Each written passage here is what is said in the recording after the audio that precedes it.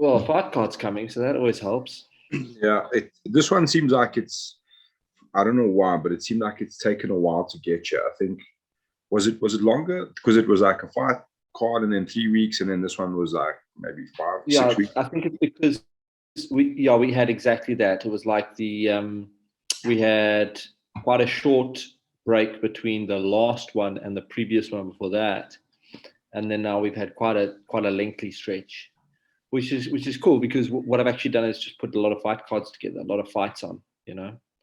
Like the marketing guys are struggling to keep up with the amount of fights we're signing, which is cool.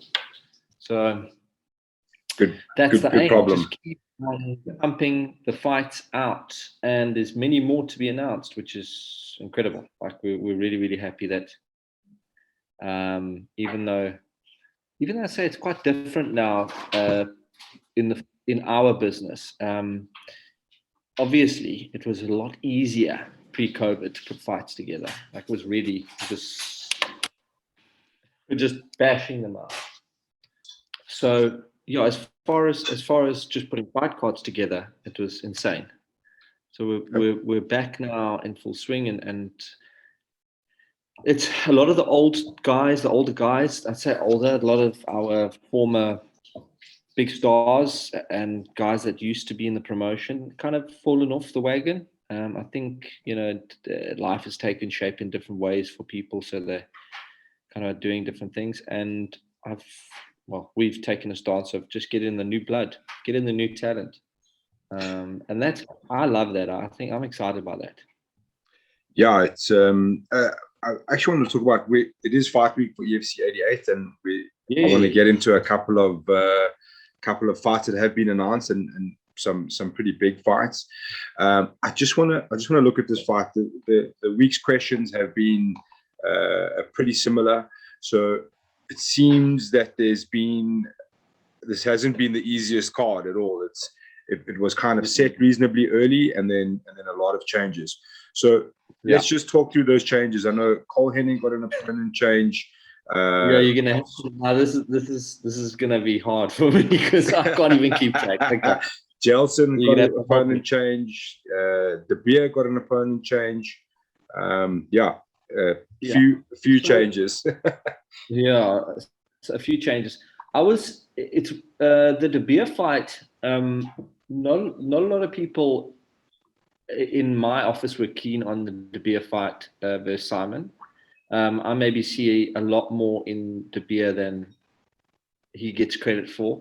I think that, in going through the bantamweight roster, he stands out as the guy that's a guy to beat if you want to really prove that you're there. Because, I mean, it's also then to say, well, is Billy Oosthuizen not that guy? And he beat him. But, Ruvan presents his own very strange bag of tricks. He's very unorthodox. He's like I don't even know if there's an animal off the top of my tongue I can equate him to, but he's kind of like an injured animal, and then all of a sudden he pounces on top of you and submits you. I mean, he's done that in past fights. So when Cameron Simon couldn't make that fight card, I wanted to keep him on the card. Machava had another opponent that fell off, so we matched those two together. Can't even remember who Machava was fighting. I think, was it? No. Then the team Angola from Rui, Angolan top team. Yeah. We had Brazilian from then and Fonseca, who I really want to see fight. Neither of them could make it. One had a broken finger, and the other one had issues with getting into training because the gyms were closed and blah blah blah, blah and basically COVID related stuff. And then the Jailson fight and the Henning fight also. Oh, I think one of them was involved in that. I can't even remember. It's crazy. Anyway, bottom line is we've ended up with a really stellar card. Less fights, 9 fights. I wanted to have 10. Gorello King. He's a really good amateur at lightweight. Was meant to fight hard against Steve-O Law. Steve-O pulled out. He says to me, no, someone in his office had COVID 15 days ago. Or he had COVID 15 days ago. and this was like a week and a half back, and I was like, "You've got plenty of time. You're fine." And he said, "No, he hasn't been training." He was also meant to face Robson Bow initially, and then change to Gulor. Yes. And then I would also get COVID if I had to fast Gulor, if I'm honest. Is that how you pronounce his name? Yeah, it's like Guelor. Gulor. Just call him the King. Yeah. He actually recently just lost to Peace and Gobani at Versus.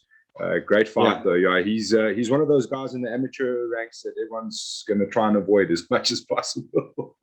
Isn't it bizarre? Isn't that bizarre that we're in that world now where, and I think it's because there were no real between promotions. There was just amateur and then EFC, and no one got to a grading ground or a proving ground in that in that world so guys know what people are like at amateurs because they're kind of invested in them. They know that that's the next step is to go to EFC. So we're seeing so many cool guys. They've got the fight card there, so there we go. Like glasses on. We initially, as the card was set out, it was due to have 9 debutants, which was cool, and they were good. Guys like British, Balboa Steyn, who are obviously still on the card. Nicholas Huende from UMF, who everybody's talking about. Junior Plaikes, who's won almost everything available on the amateur circuit. So it's a great look, and it's what we've been trying to see for a long time is which amateurs are going to. Sorry, that Plaikes was because so now Donnie Swart was supposed to fight Plaikes on the last event. Swart pulled off because he didn't pull off. He just came in like a whole 2 weight kilos. Categories.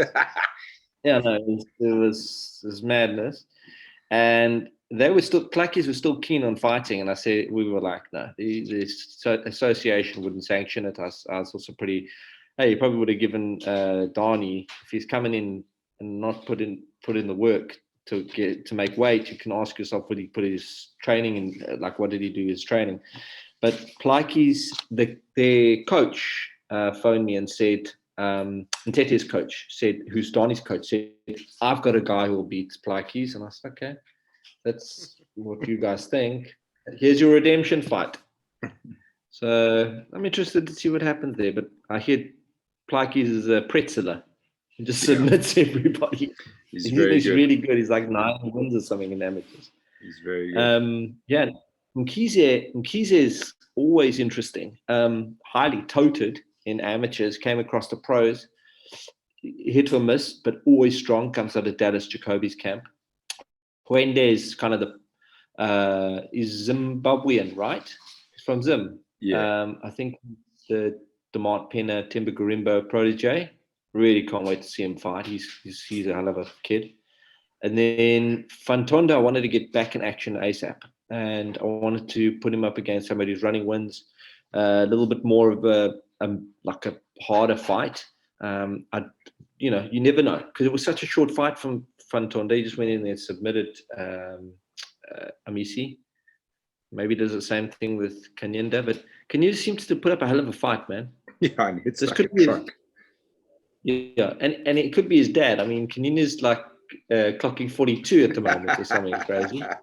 And Fantonda's a baby. He's like, I don't even think he's turned 21.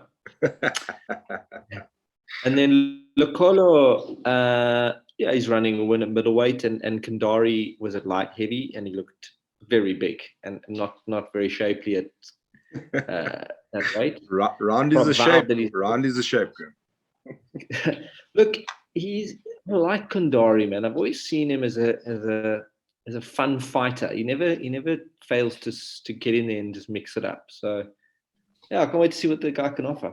And then main card, yes, Bulu Young. We've been trying to get a fight for him for a long time. British, not a lot very much like Plaikes, and very much like who else did we mention? I don't know who else we were mentioning with not being able to get fights out of amateurs.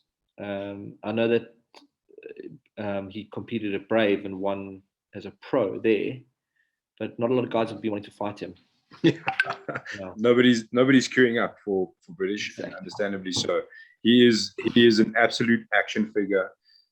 Hits immensely hard. But I think, funny enough, you managed to find the right opponent in old Marlborough Steyn, who's definitely not afraid, which is very cool. Yeah, British is an interesting one. I actually trained with him a little while ago. Like I went down to Durban for something and popped into Lions Den there, and there was this incredibly massive man hammering a bag, and then ended up on the ground with him, which was not a fun experience. I don't think it's a fun experience for anyone, to be honest. But yeah, it's interesting to see how he progresses from here. And there's some heavy matchups for him. I can't stop thinking about him versus Zico Makengele down the line, which gets me very excited. Yeah, Zico's how surprising is he, eh? Very surprising. Yeah, he's been. See, this is the beauty of it now, Alistair. We're getting into that space now where guys are just at the more fights we have, the more shows we have, and it's starting to pick up momentum. We'll have all these incredible athletes coming through. I mean, if you look at this card, there's very few names that you would recognize of the old guard and say, oh, that's an EFC athlete. I mean, this is, obviously you've got the Kanyindas, but you've got next to them the Fantondas, you've got Wende, and you've got Plaikis, and you've got Tene, and you've got Bullion. You've got guys that are coming in and want to prove that this is a new promotion for them, I think, which I think is great.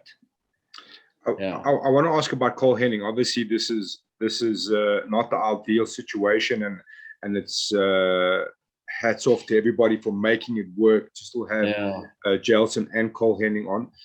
Cole Henning's obviously getting very close to their contender status in lightweight, so we always have to ask that question.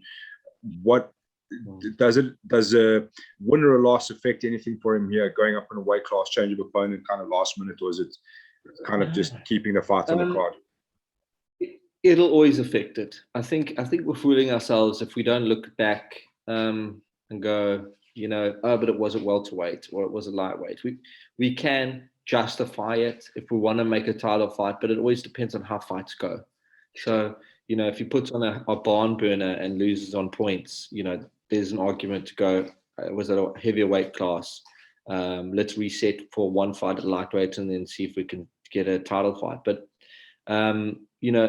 he shows up every time. So I don't expect winning or losing to be the issue. These types of fights it's scary because we don't know what Sosa has to present. We know he's a jiu-jitsu black belt, and we know that he's got an accomplished, polished camp behind him in South African terms, somebody who knows how to win in EFC, Mike Munami out of PFA. So that's kind of a scary fight, but I know Henning and the guys at BIA don't care. They just want to get him going. Sure. And he's young enough to fail. He's young enough to fail and pick himself up and keep going. And we haven't seen him truly tested. Cassandra's a nice fight, not a test. Sure. And let's be brutally honest, the guys at the top of that division they're hammers. They're strong, they're seasoned, running incredible win streaks. And he's got to really prove his worth. I mean, if you look at who he's in his camp at lightweight, I mean, he's hanging and training with Anisette Kanyebo all day. You know what I mean? Sure. Chilumbu Mkishi. He's not with guys who are average. He's with like top echelon guys. So, the trajectory of his career, I'm excited for, but I'm more excited for when he fights because I love watching this guy in action. He just looks like an absolute, like he's smooth. He executes his striking well. His movements are really boxer style movements, tight boxing, and he's a physical dude. Yeah, and super confident, and he seems he walks in there so relaxed and so confident, and it's really great to see, especially after the time off, and it came back as if nothing had happened. It's been great to watch him. He's so exciting for the future. I can't wait to see exactly how it all unfolds. But like you said, at the top of that division, it gets juicy. But it's, he's got a chance to kind of get some miles in the tank before he gets there, which is going to be super, super exciting. And then I have to ask Graeme, obviously the top of the bill is the heavyweight title between Tabani Ndebele and Triple H Chikasa. And then the co-main event between Joan Bezuidenhout and Ricky Misholis. Is it there by chance, or are you still are you kind of using it to paint a heavyweight picture that the co-main event could have a contender rising from there? There's two things that I want to see. I haven't seen Jean fight since COVID. It left us on a win, and I had high hopes for him kind of getting the momentum going. Ricky had, let's just say, for somebody that's given so much of himself to the business and the promotion and really been a company man, and I love working with Ricky. For him to have that whole issue backstage, I think this is the dynamics of the business are quite strange in that we're not dealing with guys that are worlds apart. He's part of a community. The Congolese community is an entire different world on its own that we are not privy to. Nobody in our business is privy to it. The average guy doesn't know what's going on there, and that's why in that fight with Triple H, it was just bizarre. It was like, I'm not saying Ricky could never get knocked out, but he got hit, smashed, and early, and I just expected so much more of him. He'd beaten Triple H before, not really not the most impressive way, but he'd beaten him before. And I wanted to give him the chance to go, okay, Ricks, rebuild yourself. If you want to, here's a story for you. I would never shy away from Ricky Misholis ever contending somewhere down the line if he's reproven himself. And if Bezuidenhout can prove himself against the likes of the Rickies of the world, then there's a story, a narrative there that I want to see unfold. But it's a chance part, but there's a bonus of something happening, right? Sure. Bezuidenhout was quite open with me recently. He said, "Look, in the event that I win. If I beat Ricky, what's it looking like for me?" I said, "Look, it's like everything. It's not about who you beat anymore. It's about how well you fight. You've been putting in the yards, the hours. You can beat anybody if you put in the hours. You just need to do it, and that's what we want to see. We want to see guys that are going to be able to go to war and put on great fights for people." Absolutely, and I think Joan Bezuidenhout definitely has the skill set. I mean, he's obviously a developing fighter. He came in with quite a bang, but yeah, it's an exciting fight. Obviously, it's a rematch. It's a chance for him to get one back on a legend like Ricky Misholis. So it is exciting. Looking at the main event, these have to be two of the biggest heavyweights I think ever. How tall is Triple H? Yeah, they're both upwards of like 6'4". I think they're massive men. Both pretty good strikers from a similar kind of background. The only thing leaning here, like for me, that I look from observation, I mean, Chikasa went and fought in Aries. He fought, I think it was Josh Parisian, who's actually gone on to the UFC now. Like a really, really skilled heavyweight. Obviously didn't work out, but that experience he would have brought back really well. Came back, beat a guy like Ricky Misholis. Tabani Ndebele he's been on the sideline since I think like November 2018. So it's been a long time off, so momentum definitely in Triple H's favor. How did you come to this to be for the heavyweight title? Obviously we could have let it all unfold a little bit longer, but we're excited there's a title on the line. Just give us some background on how that all came about. So I kind of err on the side of asking people to understand the world we're in now. It's not the world we were in 2 years ago. And I know we're harping on about it, and we should focus on the now. And the now is we've got two big, strong heavyweights that are definitely not just world champions if they win, but they'll be African champions, which is far more impressive for me. And I've recently just signed some Senegalese, proper Senegalese wrestlers to the promotion. So we'll see them featuring Nico Yamji has taken up the charge against one of them at the end of the year, which will be great. But just focusing on Tabani and Jukasa, you see, for me, Tabani has been training with the right people. And I'm not saying there's somebody you should be training with, but I've constantly kept abreast of where he is in his career. I mean, he's a consummate professional. He always looks like he's doing the work. There could be a little bit of ring rust. He hasn't seen as much action as Triple H. Not that Triple H has been busy, but he hasn't fought in a long time. Tabani, I don't know if you guys know. I'm sure you do your homework. He's now with Kia Badat at Novagen. So we know that he was with Clint Walters, getting a boxing pedigree. He was looking great in the stand-up, and now he's gone and polished his jiu-jitsu up with Zakir and the guys.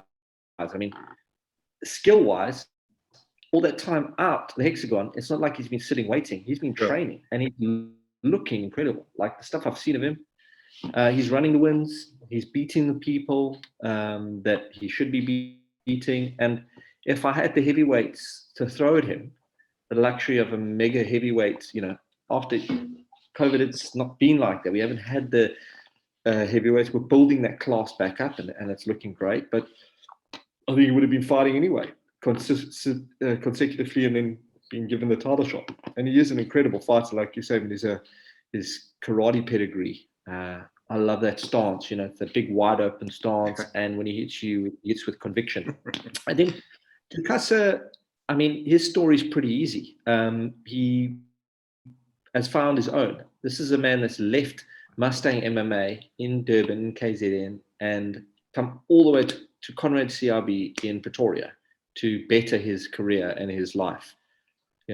Not saying his life not good in Durban side or KZN, but the training that he's getting with these guys, the Anisette Kanyebas, the Cole Hennings of the world, definitely we saw that in his fight against Ricky Michaelis. And I think his KO win over Kevin Kukumur, that knee to the head of a guy. I mean, I rated Kevin through the roof. I thought he was one of the best signings ever. I loved Kevin. I would love watching him fight. He would just motorboat. He was like a tug. They called him a tugboat. He just go at it. So Triple H putting him away so quickly, it made me wake up and go, okay, watch out for this guy. And then the Ricky KO, I don't think we're going to see a grappling match unless Tabani is like, you know what, let me pull a fast one on these bastards and do a little bit of, But even then, I think that Triple H has got enough scramble in him to keep it standing and keep it fun. One of the things I wanted to say about both of these guys when they got to about maybe 2 fights into the EFC, I know Tabani was hitting the scale at about 103, and Jukasa was there and there about as well, 102, 104. And I was actually quite a big, I was trying to convince them, like, you guys are doing it wrong. You should be fighting at light heavyweight. You know what I mean? I mean, obviously, massive guys, it's huge frames, like 6'3", 6'4", 6 foot up, Yeah. And now they're like tipping the scales at well over 110, 111. Yeah. Like, just on a guy like Tabani and Devela, I'm pretty sure I saw him stand on a scale a few days ago or like a while ago, and it was big hundreds. So he has been seen that. That's great. He's big boy. Yeah, he's a massive man. He's massive. So light heavyweight is definitely way out of the picture now. And both guys have been putting in a lot of work, and they're physically hitting their stride, which is exciting. It's going to be very exciting to see. We got to see the newer version of Jukasa, and we're going to get to see the newer version of Tabani, which is going to be very exciting. I'm massively excited for this fight. I think it's such a great matchup. Yeah, me too. And I think just it's a shame, and Tabani's gone through some personal stuff this week. He's obviously had a very, very hard week. I'll let him kind of relay that stuff to people, but he's coming up with a lot of he's coming up with a lot of venom. The guy wants to do the job. He's got a lot of conviction towards it. And I think, Triple H is also that guy, the guy we wanted to contend, the guy that, like, I believed he was, and now he's just proving it to us every single time. And just awesome dudes. I mean, Tabani's a doctor. He's a very clever, awesome guy, and Triple H is the biggest softie I've ever met in my life. He's such a kind gentleman. So that's always cool, is watching those two guys scrap it up. I think it's going to be great. Graeme, I've got to ask. I asked Caro earlier on about this. Obviously, the last card took a lot of flack. Is this the kind of card for yourself? Let's say that a redeeming kind of card to say, well, like we are under pressure, we are trying to put on big fights, or you don't really care about those things. No, I mean, how do I say this without sounding kind of like, fight cards that I chased and put on pre-COVID were very different. I'll admit that.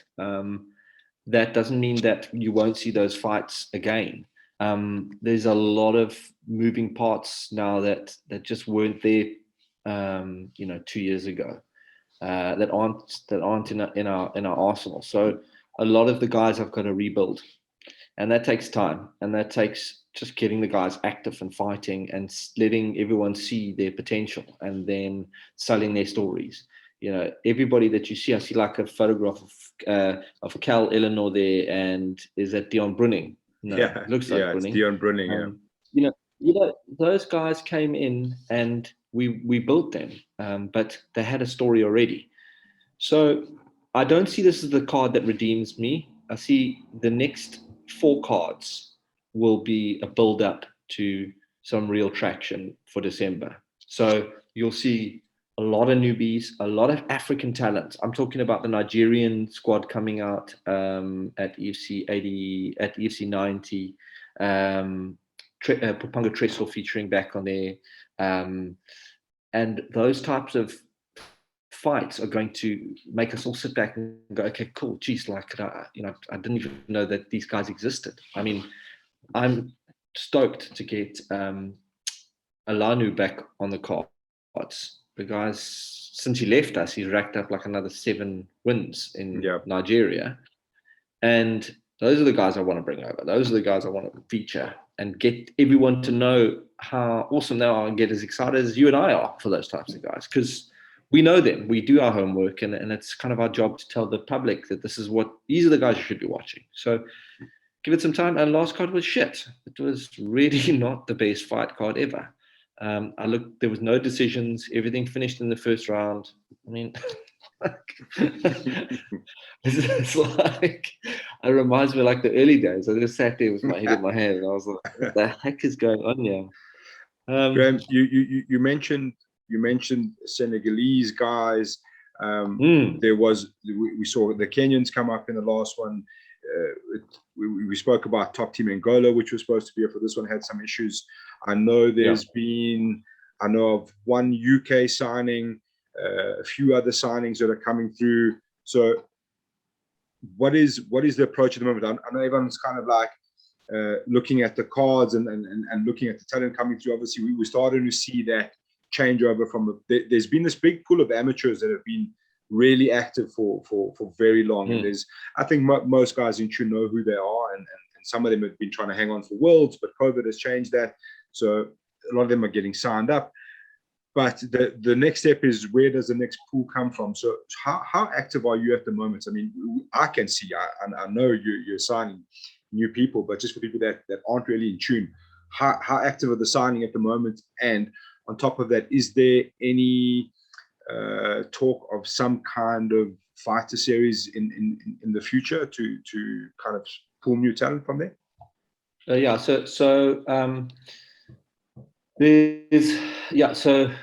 I'll start with the first part, which is extremely active in getting new guys on board. I think there's tiering to everything. There's a tiering to the fact so you're looking at experience, and guys are being sold the idea that you need X amount of fights before you can get here. From amateur perspective, and that's not the truth. You can fight twice, and if you're phenomenal, it's the same as being a boxer. You don't have to fight 20 times to get your boxing license. You can turn pro in MMA, but you need to be good enough. So that's not saying every guy can get in there. It's kind of like a mix between, we know there's so much talent out there, but how do we get that talent sharper, better, and in front of us? The Kenyans are a great example of this. They have potential, but they're not there yet. You know, their standard of mixed martial arts, they could have 2 wins in their bag as professionals, but when you bring them here, they should still be in amateurs, and they should still be fighting out in amateurs. And that's just a travesty of not being able to be hexagon side and seeing what's going on with these guys. But we are launching a show, 2 shows, and it's all about how to find really good talent, and off the back of that, put them in an amateur perspective where we have amateur shows and we have the facility pumping with 2 events a month, and building up the roster of amateurs so that in a year a guy can rack up 8 amateur wins and become the next new guy, and all featured television wise, so that we're not missing them. So the average person is going to, well, I say average person, the MMA fan will look at this show and go, oh, awesome. I just saw like this kid come through this amateur circuit, and now he's fighting pro leagues. So yeah, we are very active in that, and hopefully you'll see a show out of us very soon in the next couple of months. Okay. Kind of a reality-esque show. I can't let too much out of the bag. I don't know what I'm permitted to say at the moment. No problem. We'll move on to the last set of questions. EFC 89, EFC 90 coming up. Obviously, this is EFC 88. I don't want to look too much past it, but we've got Zulu versus Pico. Who else was I'm opening up my sheet as well here. Anisset Kanyeba versus Iga Cabeza. The return. Lightweight. That's going to be interesting, eh? Yeah. The return of Horatio Lonu, you spoke about. So we've got. So we want to do. So there's new on 89. Aziashu and Taka Mahindu. Very excited to see that kid come in. Top UK amateur. So even developing the African talent that's based in Ireland and the United Kingdom. Tressa Bolowa, I want to see J2 Buerta back. He fought against Zico. What a fight. Signing Eduardo Barros from Angola and featuring him on that fight card as well.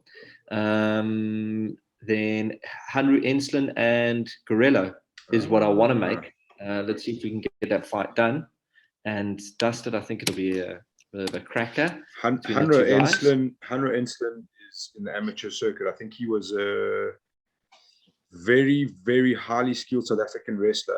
I'm trying to think of his credentials, but yeah, super high. So that's a great signing, actually. It's great. Yeah, he's going to be great, and he's got another counterpart. Jaco du Plessis is also a middleweight out of CIT. Sure. I'm hoping to feature on the same card. That's going to be very heavy with CIT guys. They wanted to put a majority of the guys on that card, and have been pushing. So maybe we'll see Cameron Simon on there. That's also part of the plan, and Nerik Simos. I'd love to feature all those guys. And then like you said, 90. We've got to blow that one away. I mean, that's our 90th event. So all the Nigerian athletes are coming out. Horatius Solonu. We've got Sigun Ugoniki. He's also pro. That's almost Japanese. That's like Ogunaki. And Thompson Cornell. And the women's fight between Power and Volmerons. Volmerons has moved to CIT. So that could be very interesting for Power and Volmerons. Nice. And then, there's some stellar fights. And then 91, have I confirmed anything? Yeah, I have. So it probably hasn't been announced on our end, but we've got Kaylee back, and she's going to be fighting Jackie Tricia. Oh, nice. Welcome back, Jackie. That's a nice one. Yeah, welcome back, Jax. And then, we've got to get Luke Michael a fight. And then there's another big fight rumored in the works for December. I'm not going to say because I'll probably get fucked on if I start letting everything up today. But so you asked earlier, as a redemption, not so much. We just got to pump out fight cards, good fight cards, get them all promoted early enough so that you guys can see what we're up to. There's a healthy, strong talent of African athletes coming through, Europeans. We're getting it right. We're getting it right. Definitely seems to be heading in the right direction, Mr. G. Those are massively exciting fights in the pipeline. So I think everyone can sit back and give the EFC the opportunity to finish the year out strong. It's been a tough time. We're seeing innovation. We're seeing good fights being put on. We're seeing a lot of things happening, and I think as fans, everyone can calm down, myself included. So it's exciting. But yeah, hey, you gotta look at our business. 8 months ago we were head in hand, like, what the hell are we doing? Sure. Now we debating how crap the fight cards are. It's incredible. It's a good problem to have. Absolutely. It means that I can redeem myself. If we put on bad fights, we can say, okay, look, hey, we missed that one. Let's have another hack at it. I mean, we've been good so far. We've just come out of a very weird time. Absolutely. For our athletes, I can't even tell you the amount of changes I get on a weekly basis. It's unprecedented. I mean, it's madness. Yeah. Anyway, I was watching this card and I was like, oh, this has got to be hard to deal with right now. But anyway, it's coming up this Saturday, 14th of August. The prelims will be 2:30 South African time, and those will be streamed on EFC Worldwide TV. Get your 30-day free trial, as far as I understand. Otherwise, it's like $3.99, $4. Just get the free trial. That's it. Get the free trial, and just give up your $4, you buggers. And 5 o'clock main card, also UFC Worldwide TV and Supersport Action. Don Musa, the two gigantic men at the top of the bill, very exciting. Well, somebody's sleeping. Somebody's having. There's definitely a few sleepers on the fight card. Yeah, for sure. Yeah. It's exciting. But Fight Week is here. We're very excited. We'll see you down the line, Graeme, and we'll see you in the Performance Institute for Fight Night. Thank you very much for your time. Okay, buddy. Thank you. Cheers, man. Bye. Bye.